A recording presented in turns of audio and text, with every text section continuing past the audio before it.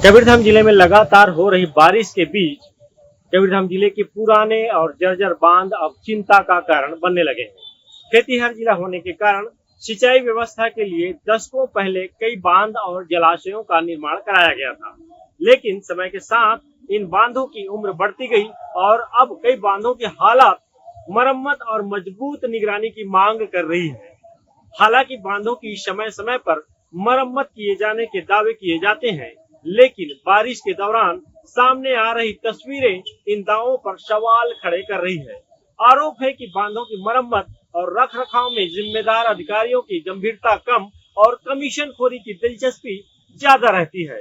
यही कारण है कि बारिश का दबाव बढ़ते ही पुराने बांधों की कमजोरियां सामने आने लगी है। हाल ही में बेलहरी डैम का एक हिस्सा क्षतिग्रस्त हो गया और वहां से पानी का रिसाव शुरू हो गया। वहीं पंडरिया ब्लॉक के सरैया बांध का हिस्सा भी टूटने से बांध का पानी खेतों की ओर पहुंचने लगा। ऐसे में किसान दोहरी चिंता में है। फिलहाल उन्हें खेतों में अतिरिक्त पानी की जरूरत नहीं है, बल्कि लगातार बारिश और बांध से छोड़े जा रहे पानी के कारण फसल खराब होने का खतरा बढ़ गया है। वहीं दूसरी ओर किसानों को इस बात की भी चिंता सता रही है कि गर्मी के मौसम में जब सिंचाई के लिए पानी की सबसे ज्यादा जरूरत होगी, तब क्षतिग्रस्त बांधों में पर्याप्त जल भराव और पानी रोकने की क्षमता रहेगी या नहीं।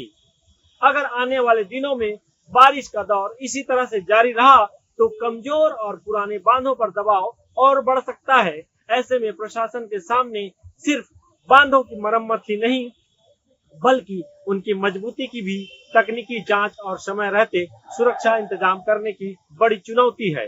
किसानों का कहना है कि बांध टूटने के बाद मरम्मत करने के बजाय शासन प्रशासन को पहले ही उनकी स्थिति का आकलन कर ठोस कदम उठाने चाहिए।